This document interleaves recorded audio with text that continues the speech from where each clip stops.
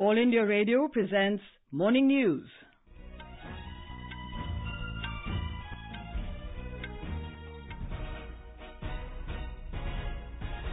Good morning. I'm Gunmala Kapoor. The headlines. Polling begins to elect assemblies of Telangana and Rajasthan. Cabinet approves agriculture export policy to double farmers' income by 2022. OPEC to consider Prime Minister Narendra Modi's views on deciding global oil prices. And in sports, in cricket, Australia were 57 for 2 at lunch in reply to India's first innings score of 250 in Adelaide. In Men's Hockey World Cup, Australia face China and Ireland play England in Pool B matches today.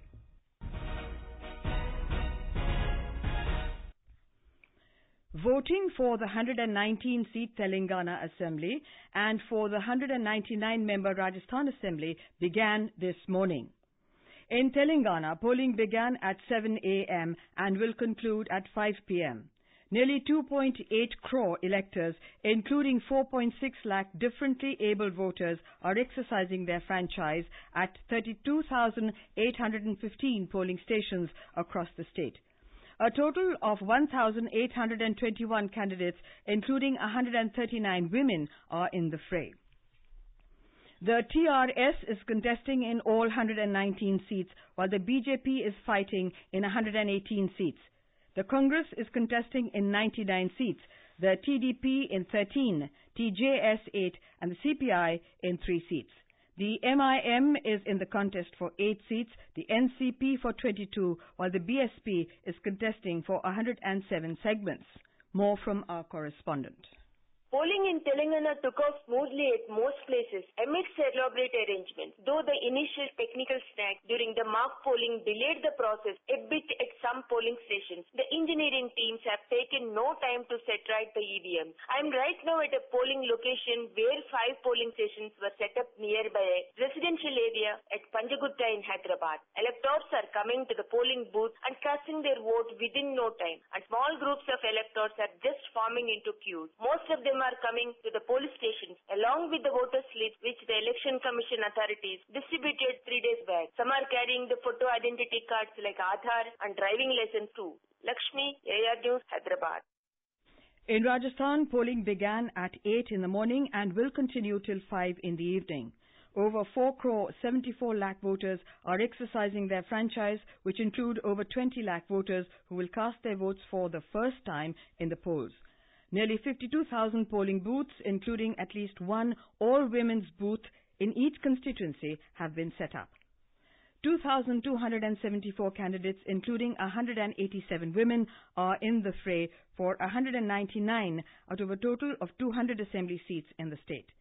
Election for Alwar district's Ramgarh seat was postponed due to the death of the BSP candidate. More from our correspondent. Elaborate security arrangements have been made for free, fair and peaceful poll. 640 companies of paramilitary forces along with police personnel have been deployed across the state. Special arrangements have been made for more than 436,000 especially abled electors. Election fate of 2,274 candidates including Chief Minister Vasundhara Raje, Speaker of State Assembly Kailash Meghwal, former Chief Minister Ashok Gehlot, PCC Chief Sachin Pilot, former Central Minister CP Joshi, Girija Vyas, and many ministers of state government will be stored in EVMs. Jitendra Dwivedi, AIR News, Jaipur. Talking to AIR, Chief Electoral Officer Anand Kumar said arrangements have been made for differently abled citizens regarding transportation, ramps and voter slips in Braille. He said, राज्य में कुल 13,382 critical मतदान केंद्र हैं, जिनमें से 4,982 मतदान केंद्रों पर माइक्रो ऑब्जर्वर, 3,948 मतदान केंद्रों पर वीडियोग्राफर, 3,138 मतदान केंद्रों पर वेबकास्टिंग तथा 7,791 मतदान केंद्रों पर केंद्रीय सुरक्षा बल की तैनाती की हुई है. The counting of votes in both states will be taken up on Tuesday along with Chhattisgarh, Madhya Pradesh and Mizoram. Our correspondent reports that the Minister of State for Information and Broadcasting, Youth Affairs and Sports, Colonel Rajyavardhan Rathore, will vote at the Tagore Public School, Vaishali Nagar in Jaipur. Chief Minister Vasundhara Raje will vote in Jhalawad. Minister of State for Agriculture and Farmers Welfare, Gajendra Singh Shekhawat, will cast his vote in Jodhpur and Chief Electoral Officer Anand Kumar in Jaipur.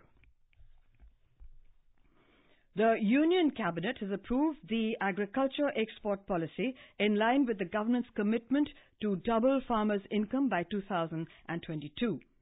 Speaking to media in New Delhi after the meeting of the Cabinet yesterday, Commerce and Industry Minister Suresh Prabhu said farmers will get the benefit of export opportunities through a stable trade policy regime.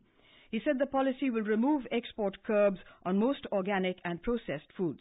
Mr. Prabhu said, दो तरह के जो agriculture products है, organic और agro processed, इसमें से पूरी मात्रा में निकाले जाएंगे। बाकी के जो एग्रीकल्चर प्रोडक्ट्स है उसके ऊपर टाइम टू टाइम रिव्यू किया जाएगा, क्योंकि हमारे यहाँ पे कोई उसकी कमी है तो उसको एक्सपोर्ट स्वाभाविकता नहीं किया जाएगा। ऑर्गेनिक प्रोडक्ट की ऐसी कोई स्थिति आती नहीं, क्योंकि उसकी कोई शॉर्टेज होगा, ऐसी कोई स्थिति आती नहीं। एग्रो प्रोसेस गुड्स के ऊपर भी ऐसी कोई स्थिति आने की संभावना नहीं है, क्योंकि वो प्रोसेस करने के बाद ही बेचा जाता है। तो इसलिए जो प्राइमरी फॉर्म में एग्रीकल्चर प्रोडक्ट्स है, जिसके ऊपर इस तरह की कोई संभावना पैदा हो सकती है, ऐसे प्रोडक्ट को छोड़ के सभी के ऊपर सभी रिस्ट्रिक्शन हटाए जाए।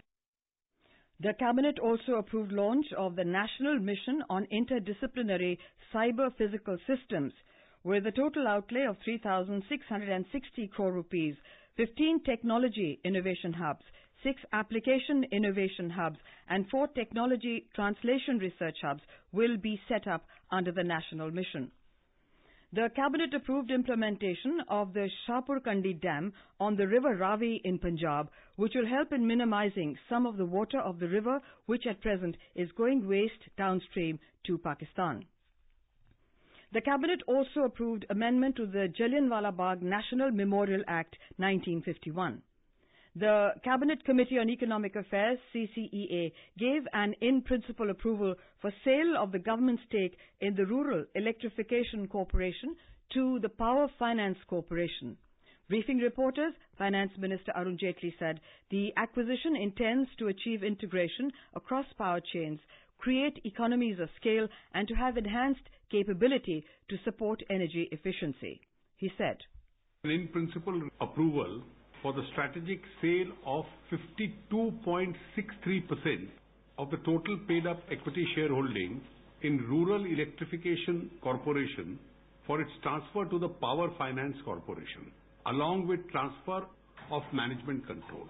ये 2017-18 के बजट में मैंने घोषणा की थी कि अगर एक ही स्पेस में मल्टीपल PSUs काम कर रही हैं तो उनका कंसोलिडेशन, मर्जर या एक्विजिशन हम लोग करेंगे। News just in. Prime Minister Narendra Modi has urged all voters of Rajasthan and Telangana to participate in the Festival of Democracy with full enthusiasm and to vote in large numbers. In a tweet, Mr. Modi appealed to people, especially the youth, to exercise their franchise. Armed Forces Flag Day is being observed across the country today. It is observed on the 7th of December every year to honor the martyrs as well as the men and women in uniform who safeguard the country's honor. In a tweet, Defence Minister Nirmala Sitharaman said the armed forces come to the rescue whenever there are perilous situations.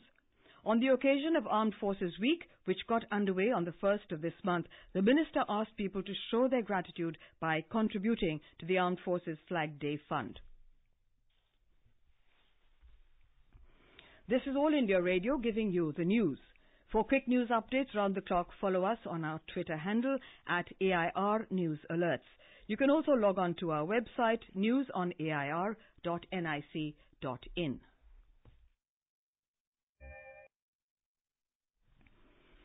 As oil-producing countries gathered in Vienna for the Organization of Petroleum Exporting Countries, OPEC, meet, Saudi Arabia's energy minister said that the views of world leaders like Prime Minister Modi and US President Trump will be taken into consideration while deciding the price of oil. Addressing media ahead of the summit, Saudi Energy Minister Khalid Al-Falih said OPEC nations will consider Prime Minister Narendra Modi's consumer-centric views on oil prices before taking any decision. Our correspondent has details. Although the meeting of the OPEC countries reportedly ended without deciding as to how much production in the oil is to be cut, it was a remark by the Saudi Energy Minister which revealed the efforts of Prime Minister Modi in voicing concern on behalf of the Indian people that may play a role in bringing down the prices of the crude oil. Addressing the media in Vienna, Saudi Energy Minister Khalid Al-Falih said OPEC nations will consider Prime Minister Narendra Modi's consumer-centric views along with the views of US President Donald Trump on oil pricing. He said PM Modi stressed on protecting the Indian consumers from soaring global oil prices. Kanchan Prasad, AIR News, Dubai.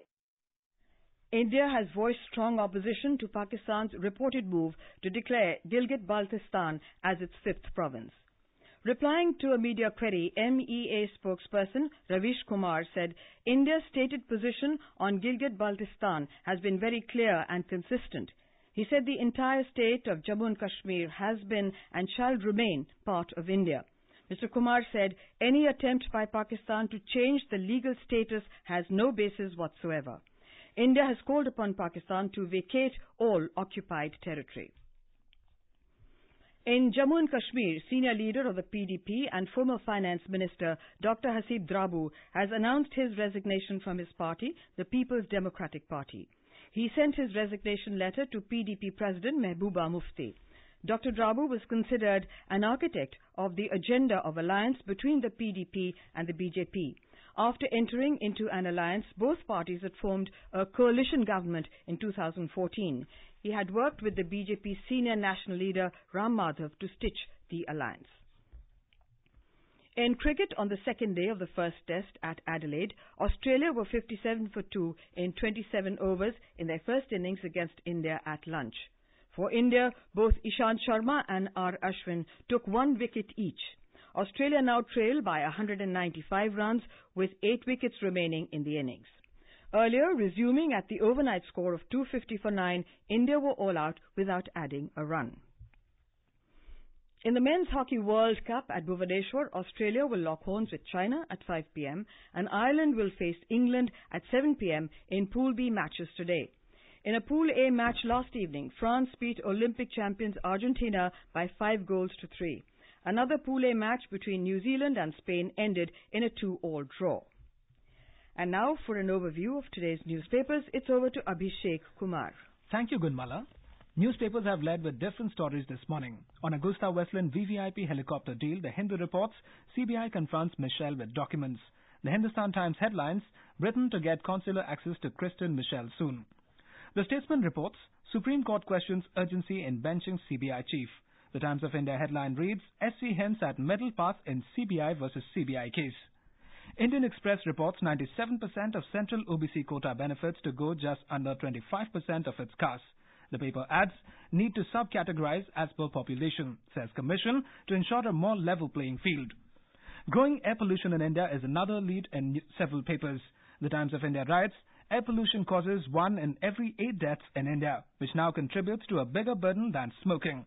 Hindustan Times reports that the deaths are due to their air that is deadlier than cigarettes. Air pollution took life of 12.4 lakh Indians in 2017, headlines The Pioneer. Calcutta High Court says no to BJP's Rath Yatra in Bengal, headlines The Asian Age. The paper adds, the government fears that Amit Shah's rally will stir communal tensions. Farmer groups to get land on priority, writes the Financial Express, adding, in a bid to make the value chain more robust and to make farmers direct stakeholders in agribusiness ventures, the Maharashtra government has asked the state's Industrial Development Corporation to allot lands from its pool on a priority basis to farmer-producer companies to set up units related to farming. And finally, the Times of India headline reads, 17 of the 20 fastest growing cities in the world will be from India. The list of cities expected to grow the fastest in terms of GDP is dominated by India, with Bengaluru, Hyderabad and Chennai being among the strongest performers. And with that, it's back to you, Gunmala. Thank you, Abhishek. And now before we end the bulletin, the headlines once again.